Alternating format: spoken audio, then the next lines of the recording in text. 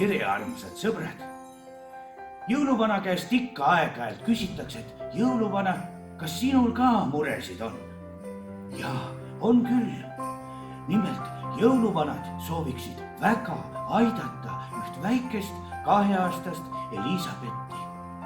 Elisabetil on diagnoositud Jouberti sündroom ja Elisa vajaks väga tegevusteraapia toetust.